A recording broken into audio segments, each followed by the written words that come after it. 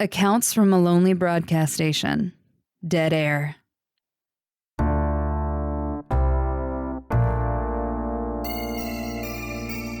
From up here, you can see everything. Rows and rows of rich evergreens, hazy mountain peaks, a wide blue sky. You can see the sleepy little village of Pine Haven, the town where I was born, and miles upon miles of empty road leading to somewhere. Sometimes, if you're really lucky, you can see the most glorious golden sunrise ascending over the mountaintop as if the whole world was on fire. I was having one of those lucky mornings as I stood by the lookout window, here in the repurposed fire watchtower that had become the center of operations for 104.6 FM, the radio station that shouldn't exist. My name is Evelyn. I've told my story before.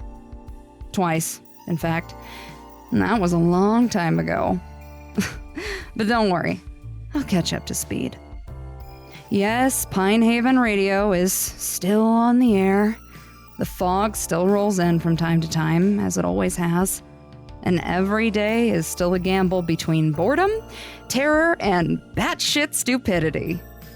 And sometimes the clocks run backwards, stuff like that.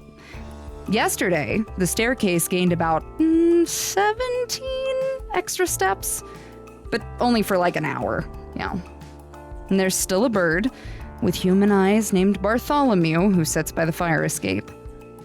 He leaves weird little presents outside all the time just to mess with me, Piles of earthworms, bottle caps, the occasional collection of sun-bleached human teeth. We don't know where he gets the teeth. We've been feeling earthquakes lately. Now and again, I see a pale, rotten figure floating upside down at the tree line. But it only shows up on the security cameras. He's shy, I suppose. The Amalgamite, still out there. Well, official sources call it the Amalgamite. We just call him Big Boy. Because it's hard to be scared of something called Big Boy. Even if it is an enormous man-eating flesh giant, cobbled together from various human and animal parts. He's a real piece of shit, too. He's added a few more body parts since my last update. The greedy bastard. Thankfully, he still only has one of mine.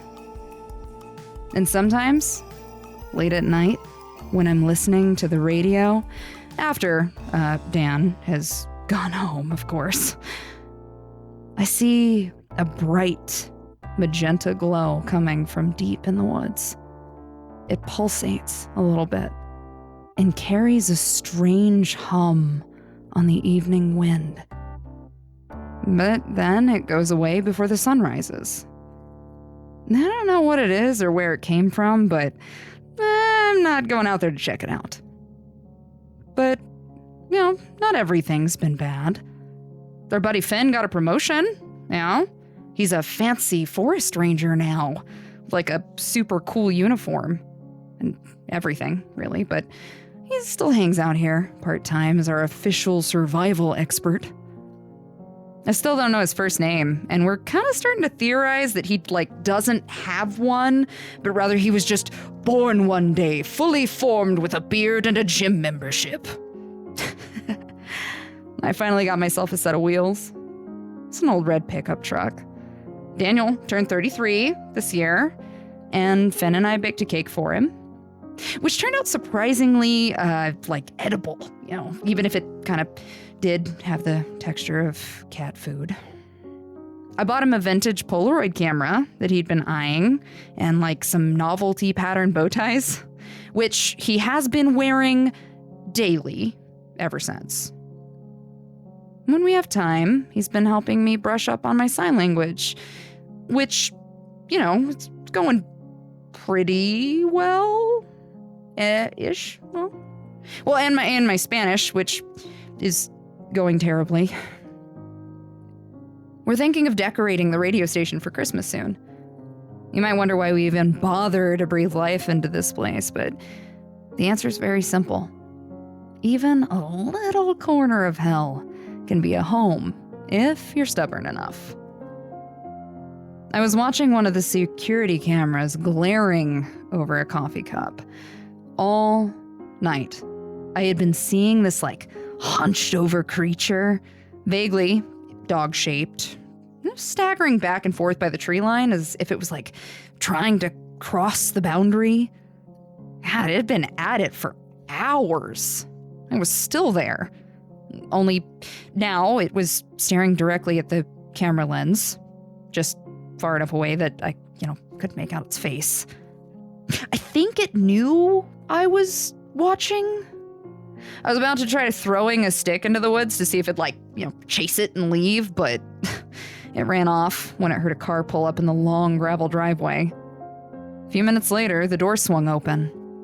A gust of cold air came blowing in as my now full-time co-host, Daniel Esperanza, stood there, rubbing his frozen hands together like a cricket that made a wish to be turned into a man.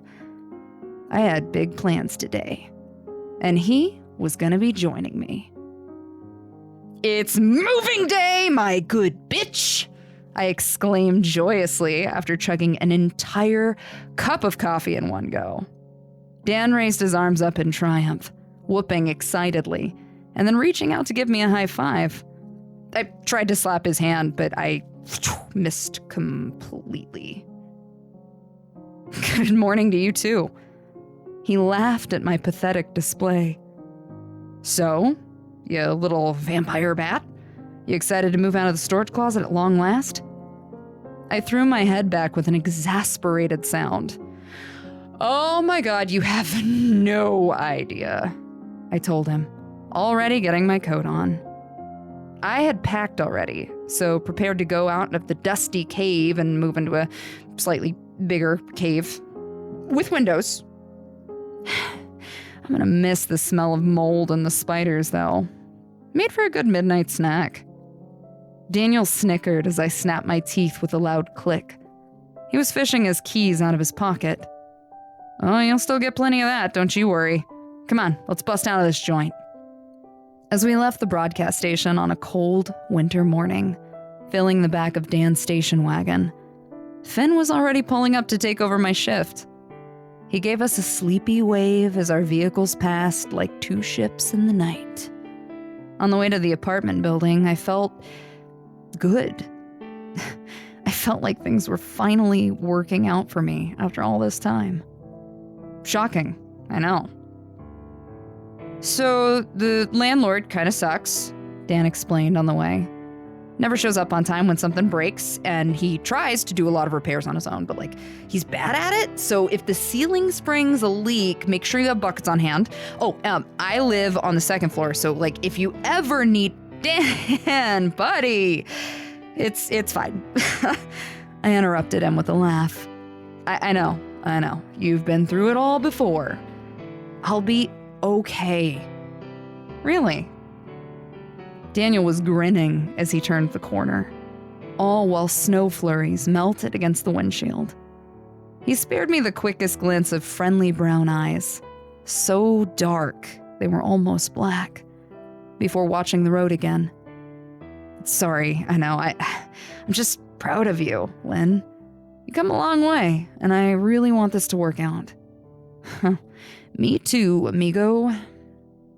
For the first time in my whole life, I finally did feel proud. I finally had a real place of my own. Sure, the plumbing sucks, and I'm pretty sure I heard a rumor that the last tenants were busted for selling cocaine or something, but it's okay. It's mine. It's home. It's better than my last residence. "Hey, Danny boy, how is it, we're gonna get the couch up to the 5th floor?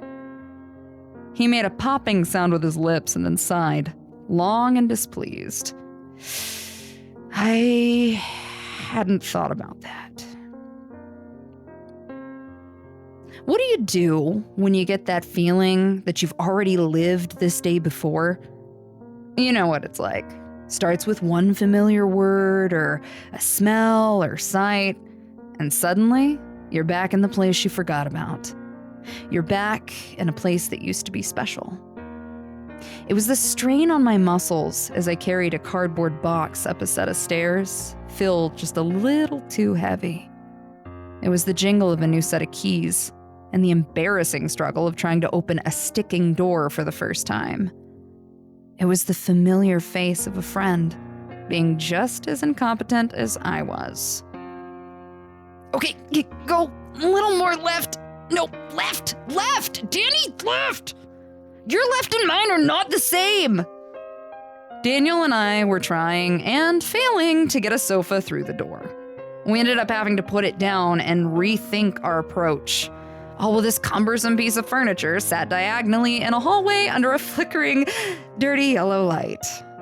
We're a comedy of errors, you and I, Daniel said as he stretched a long leg over the arm of the couch and climbed over, deciding to plop down.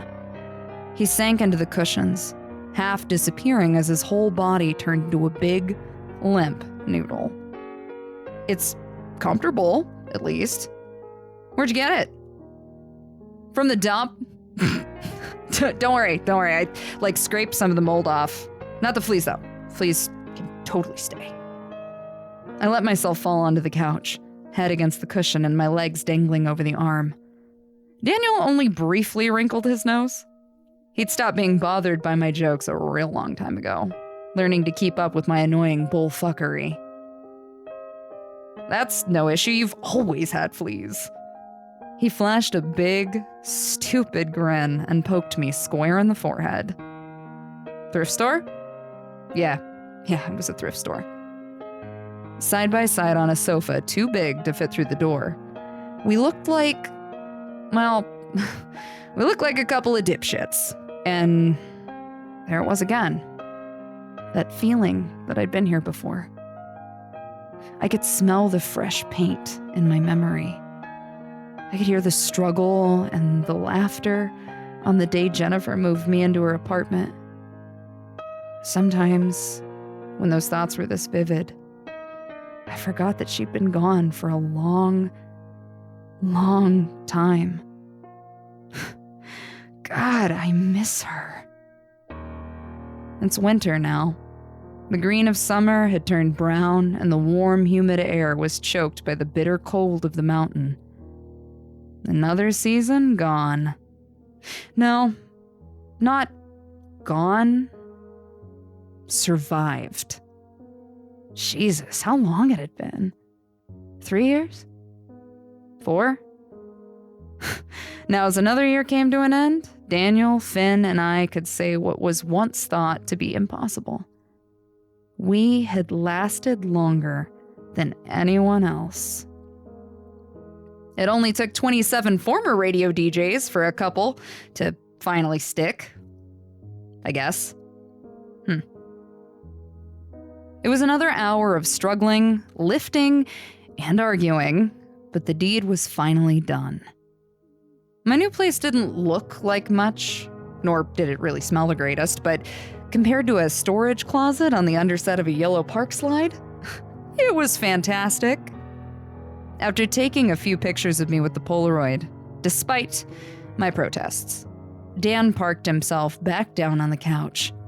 He was waving one of the photos around while it developed. It was a nice shot of me flipping off the camera while slumped over the back of the sofa. Exhausted. God, you want some water? I asked after I had time to catch my breath. Do you have ice? Dan stretched down on the sofa, feet hanging off the edge. There was a hint of a shit-eating smirk on his face.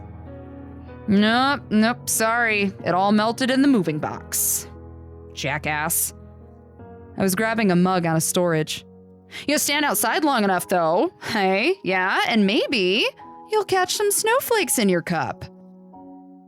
I made the tiny trip over to the kitchenette on legs that felt like 2 sticks of melting butter. I turned the sink handle, but nothing came out.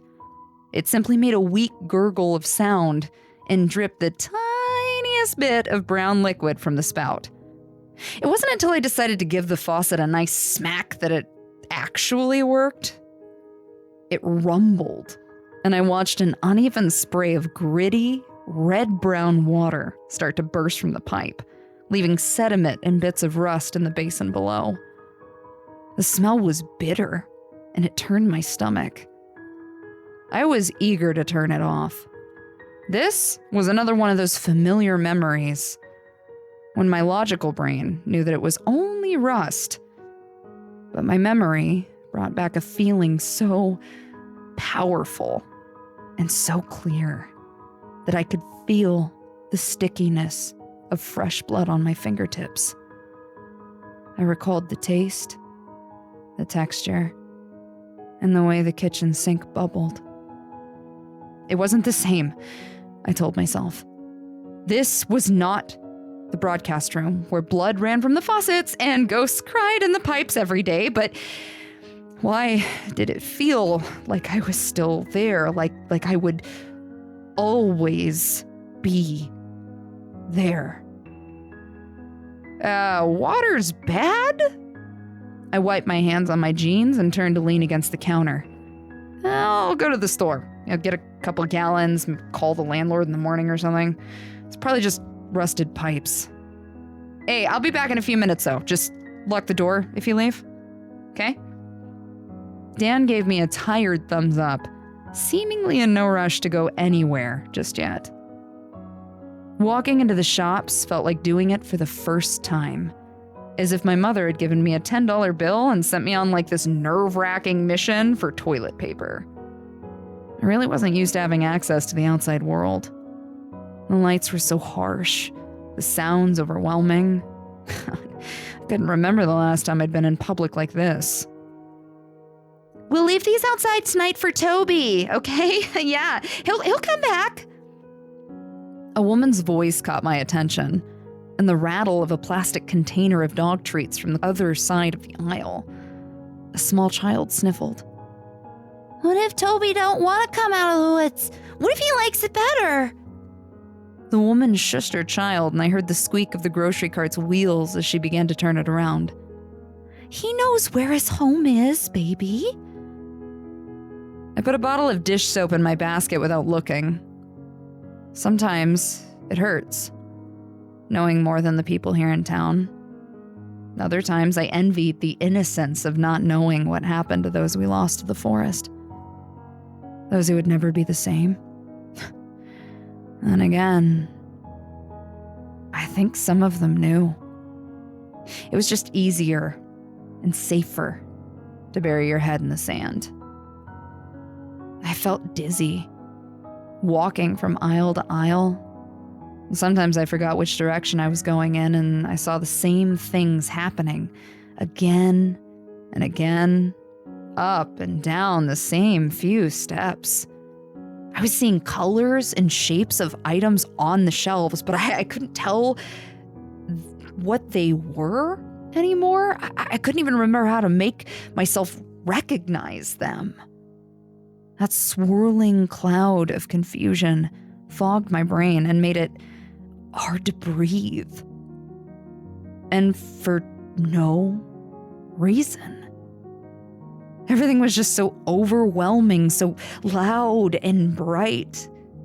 The anxiety's been getting steadily worse each year, I think. Goosebumps rose on my arms as the cold from the refrigerators hit my skin. I could hear the blunt chop of a knife against wood as I passed by the deli, one sheet of glass between me and the slabs of meat on display. I could smell the blood, subtle and lingering with the numb scent of cold refrigeration. I heard a wheeze from below. It was coming from a fish head, freshly chopped from the body, but still moving, still gasping for water. Its dead, cold eyes stared directly at me, human and pleading for some kind of release from its pain.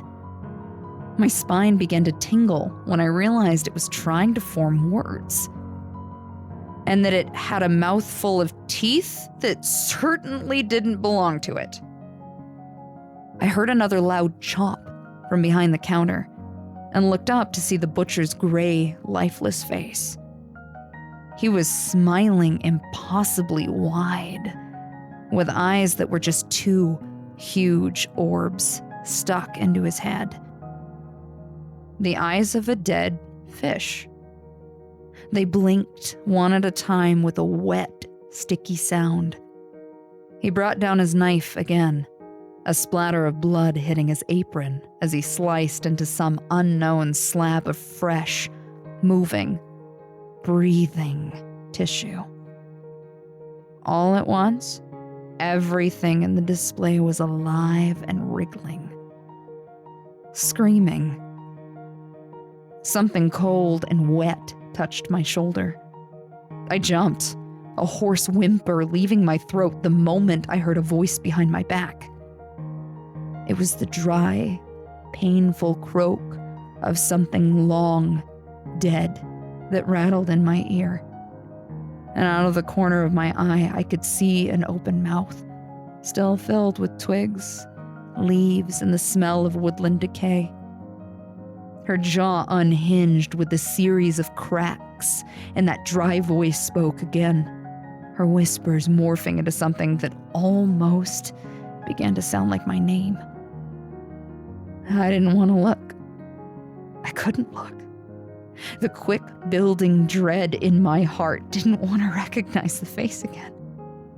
I never wanted to see her again. I squeezed my eyes shut, every muscle in my body tensing, and my fists balled up so forcefully and so tight that I could feel my fingernails cutting into the skin of my palms. If it hurt, maybe it could wake me. Maybe it could end this dream. Do you miss me?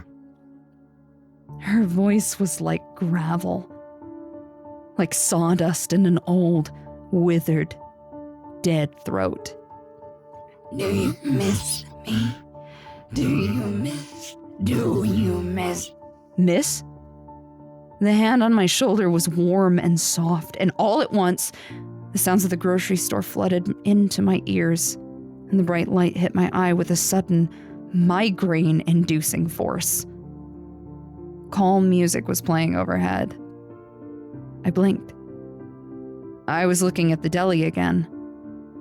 The man behind the counter had stopped what he was doing and was watching me, concerned. Everything in the display was normal. Miss, can you hear me? Is everything all right? My heart pounded as I turned my head, where I expected to see a decayed and withered corpse. I saw the kind face of a lady in a green smock. How long has she been standing there? How long had I been standing there? I'm fine. My tongue was dry as I spoke. I wasn't fine. Not this time. The fact was that I couldn't leave the station without bringing it with me, no matter where I went.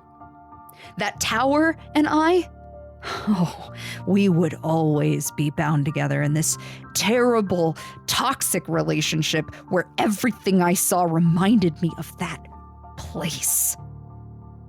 It was in my thoughts as I checked out at the front of the store. The people in line behind me whispering to one another. It was there, floating around in my head as I looked up at the overcast sky and stepped into the cold air. And it was still in my thoughts as I headed home, both arms sore from the weight of the grocery bags filled with water, snacks, and a bottle of tequila. I don't know how it got in my car. A cold, eerie wind blew through my hair. A dead leaf rolled across the sidewalk in front of me, and I could hear the pines shiver in the breeze. I stopped, turning my head to look into the woods. There was no escaping it, was there? I recalled the night I lost my eye. The night we found Jennifer's corpse in the tree. The night of the graduation party where I saw... Never mind. From between the trees, I could hear heavy, labored breathing. It was a wet sound, like lungs full of water, but unable to cough. I put down my grocery bags and stepped forward, the snow crunching underneath my feet as I left the safety of the sidewalk, just to get a closer look. I could see something, hunched, just beyond the tree line, half hidden in the pines. It had light-colored fur with reddened patches of disease, facing away from me on all fours and vomiting some kind of a dark, tarry liquid onto the snow. The sound of its retching reminded me of an old man, making me all the more happy that I couldn't see its face. I don't think it had a dog's face anymore. "Toby!" I heard a little voice. "Mom, look, it's Toby!" It was that same young boy who was in the grocery store, pulling on his mother's hand and pointing at the creature from the sidewalk. The beast bristled and ran off, its gait made clumsy by the fact that its feet seemed to be pointing in the wrong direction. I heard the jingle of a dog collar as it went. No, honey," the boy's mother whispered. That's not Toby. No, come on, we have to get home. I don't want you going over there, okay?" The woman and I made eye contact for a brief moment. But she looked away and quickened her pace, pushing the child along. As they hurried down the path, I could hear the little boy asking quietly, "Who was that lady? What happened to her eye?" His mother didn't answer. The beast from the woods was gone now, slipping deep into the pines. It left behind backwards footprints and a bubbling pile of hot, black acid that was currently sinking into the ground and melting the snow around it. Note to self: if you find more traces of forbidden goo in the woods, don't touch it, no matter how tempting. The hallway of the apartment complex was dark, illuminated only by the ruddy yellow light above the stairwell and the glowing red exit sign at the end of the hall. I approached my own apartment door, listening. It was quiet, all except for the electric buzz of a malfunctioning light from the other side. When I opened the door, I was greeted with a darkened room and the sight of Daniel standing on a step stool in the center of the kitchen, screwing a light bulb into the ceiling. It burned out," he said, grunting as he tried to get the bulb in tight. "But I've almost got it. There, finally. You okay?" As I watched the flickering light stabilize at last and cast a glow back onto the room, my absent mind began to thaw itself out. Yeah, I'm good. God, I wish they'd put an elevator in, though." As I watched the ladder underneath Dan's feet jiggle under his tiniest movements, I cringed. "Yeah, I'll give you a present if you promise to get down off that rickety thing before you, bust your skull open or something, you know?" I reached into my newly purchased groceries and grabbed a bag of chips, tossing it towards Daniel once his feet were on solid ground again. I couldn't help the smirk on my face as I fumbled both of his hands in an attempt to catch it before it hit the floor.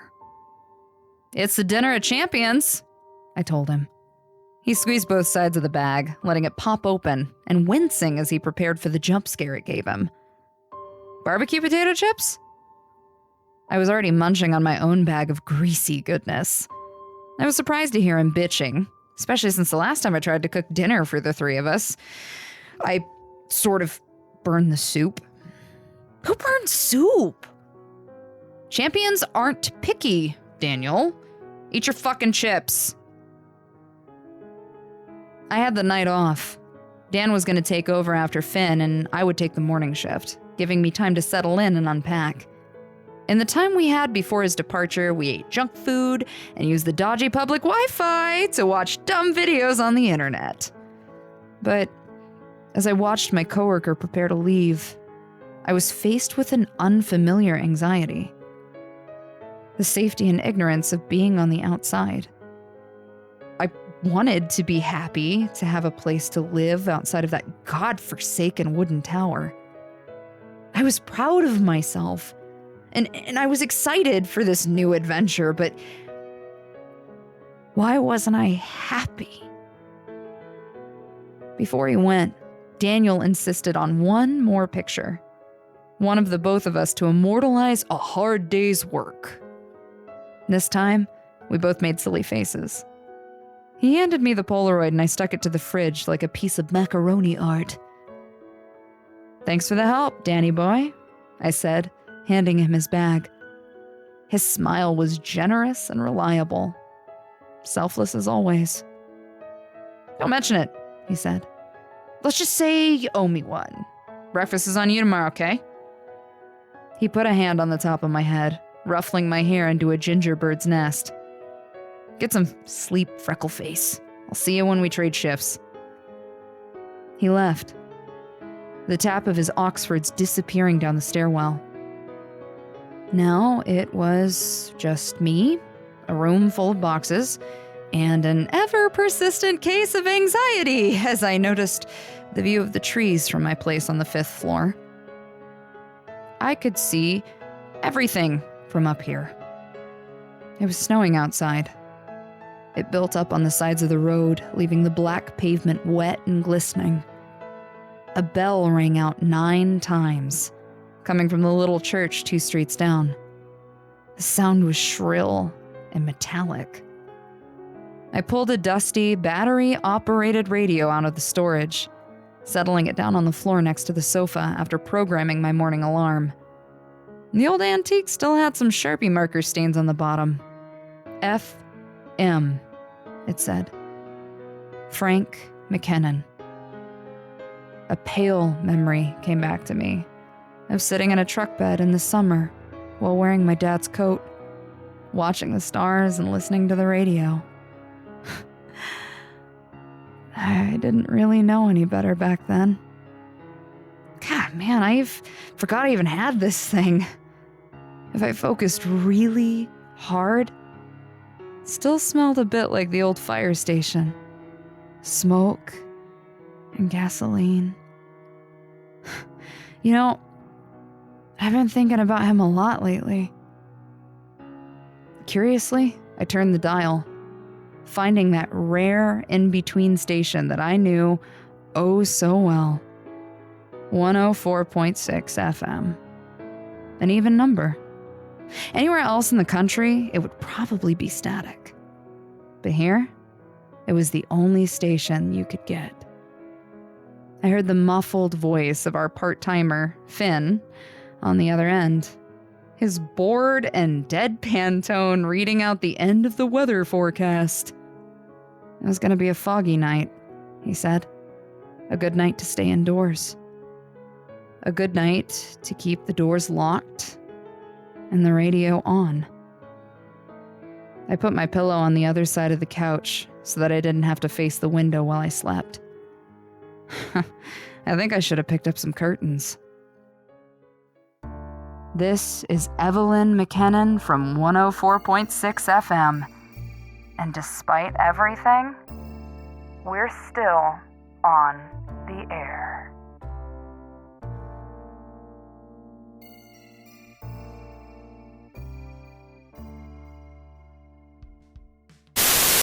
I look away for like 2 seconds and I get a ton of ghost and reminded of that Ice Night Kills. You can get this really nice crop top hoodie at autumnivy.com.